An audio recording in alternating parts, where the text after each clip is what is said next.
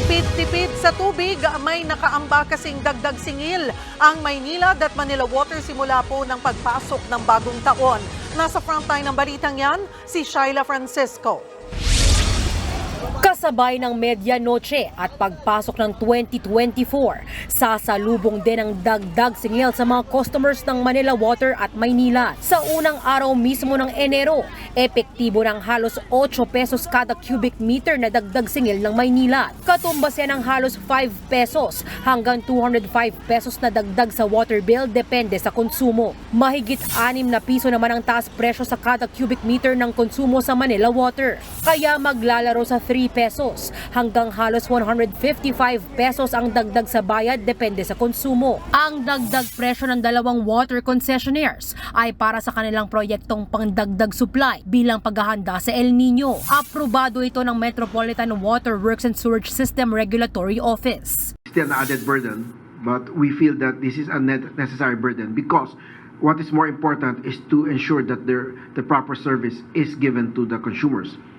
And that there will be water at the tap, especially with the looming El Nino. I can guarantee that there will be no water crisis because of these projects. Ang inaprubahan ng MWSS ay parte ng rate rebasing adjustment. Dito pwedeng humirit ng dagdag singil ang Maynilad at Manila Water kada 5 taon para mabawi ang kanilang mga ginastos at kapital sa mga ipinatupad na proyekto.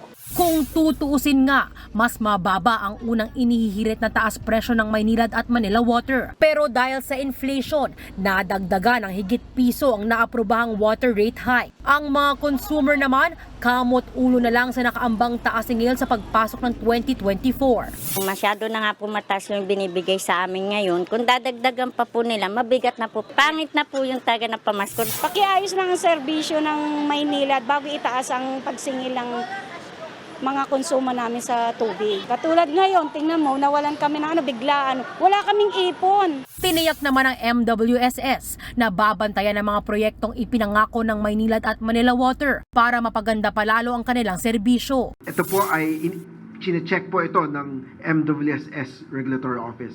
May opisina po kami na may dedicated department po sa amin na umiikot po at tinitignan po itong mga proyekto ito na to ensure na ginagawa talaga. Paalala naman ng MWSS, may diskwento para sa benepisyaryo ng Pantawid Pamilyang Pilipino Program at yung mga mahihirap base sa listahan ng DSWD. Exempted kasi sila sa inaprobahang adjustment sa singil sa tubig. Hindi dapat lalampas ng 10 cubic meters o 50 drum ng tubig ang kanilang konsumo kada buwan. Pero dapat ay nakarehistro sa Maynilad at Manila Water ang mga benepisyaryo para makuha ang diskwento. Nagbabalita mula sa Frontline, Shyla Francisco, News 5.